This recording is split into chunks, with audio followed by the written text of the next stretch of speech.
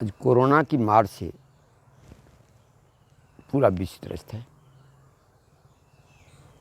मैं इससे पहले भी कहा था कि जब लोगों की आध्यात्मिक दृष्टि नष्ट हो जाती है, आध्यात्मिक भावना दूषित हो जाती है, अद्भुत में उतर करके उसका प्रभाव पड़ता है।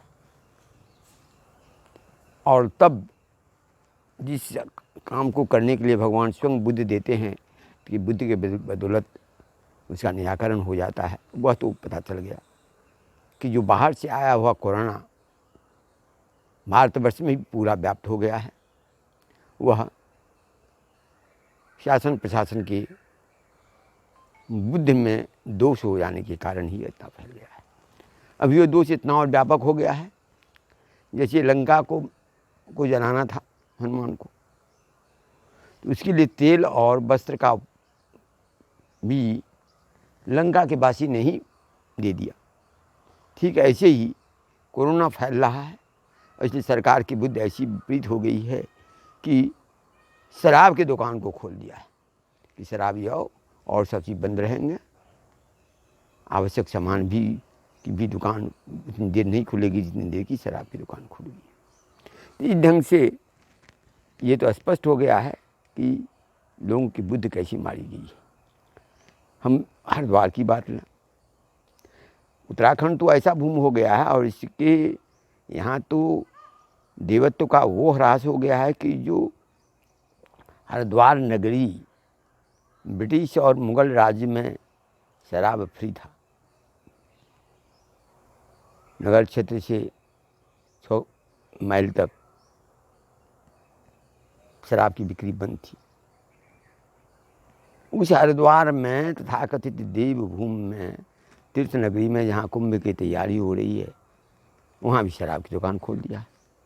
और कॉरपोरेशन के सीमा से जो पहले ये था कि नगर सीमा से 6 किलोमीटर दूर होना चाहिए, 6 माइल दूर होना चाहिए, उसका भी पालन नहीं किया जा रहा है। अभी की का जो कॉरपोरेशन की जो सीमा है उसे कम से कम 6 माइल दूर करे, वो भी नहीं किया हुआ।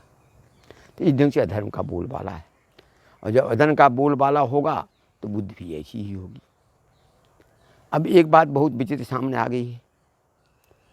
खनन की पॉलिसी एक अध्ययन के फलस्वरूप बनती है और उत्तराखंड शासन अपने से पॉलिसी बना लेता है कि 50 हेक्टेयर तक की ज़मीन में जो खनन होगा वह मशीन से भी की जा सकती है। जितनी इच्छा हो कर लो, मापने वाला कौन है, दिखने वाला कौन है। और इतना ही नहीं, जिस गंगा में खनन के लिए 1951-52 में ही रायवाला से अजीतपुर बंदा तक खनन पर पूरा प्रतिबंध लगा दिया गया था कुंभ को करने के लिए, उसी को बढ़ा करके भोगपुर तक किया गया है। और यह बहुत दिनों से संघर्ष चला रहा था। प्रथम बार 1916 में CPCB ने इसको ये किया, लागू किया। हाई कोर्ट ने उसकी पुष्टि की, वह चला रहा था। NMCG ने पुनः आदेश दे करके उसे सख्ती से पालन करने के लिए कहा। 5 किलोमीटर दूर स्टोन क्रेशर को करने के लिए कहा।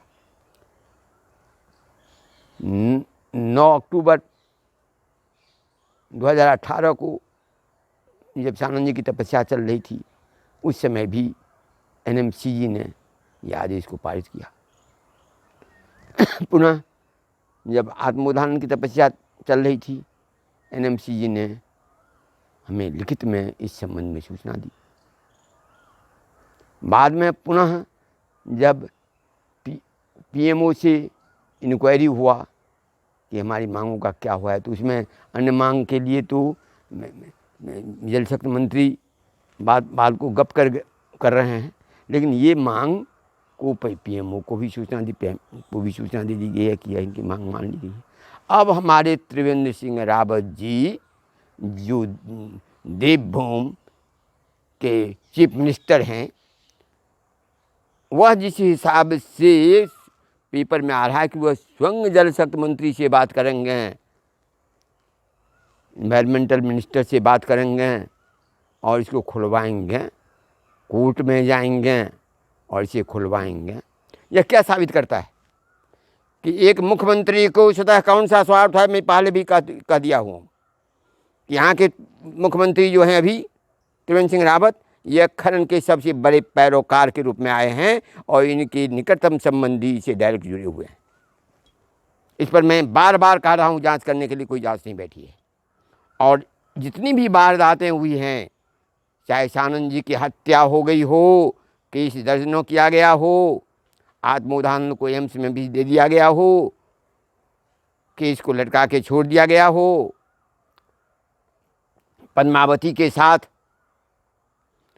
जो घटना घटी वह विश्व में महाभारत में द्रौपदी के चिरहरण की तरह है, बल्कि उससे भी विभत्स है। उस पर भी कोई जांच अभी तक नहीं बैठी है। और इन सब का, और इसके बाद जब पद्मावती को जिस हिसाब से ये किए हैं उसकी जांच तो अब आज न कल बस होनी ही होगी, नहीं होगा तो ये ब्रह्मांड फटेगा। इस बात को सब जान दें, क्योंकि सत्य बहुत बड़ा होता है। और सबको दरकिनार करके अब इसके हमारे लिए ही, हम पर ही जिस हिसाब से आक्रमण की तैयारी की जा रही है, जिस हिसाब से सुरक्षा को हटा दिया गया है, वो तो लॉकडाउन है इसलिए बचे हुए हैं, नहीं तो जब हुआ था तो क्या हुआ था ये कितने बार हम प्रकट कर चुके हैं कि यहाँ के पुलिस इसमें इन्वॉल्व रहती थी। तो इस तरह से वह स्वयं जाके पैरोकार करेंगे तो एक चीफ मिनिस्टर स्वयं जाकर के जल शक्ति मंत्री से को भी कोई अधिकार नहीं है, क्योंकि यह एक डिपार्टमेंटल चीज़ है, अध्ययन के द्वारा होता है, एक सिस्टम के द्वारा होता है। न जल शक्ति मंत्री को अधिकार है, न मुख्यमंत्री को अधिकार है, और न एनवायरमेंटल मिनिस्टर को अधिकार है। ये एक टेक्निकल बात है।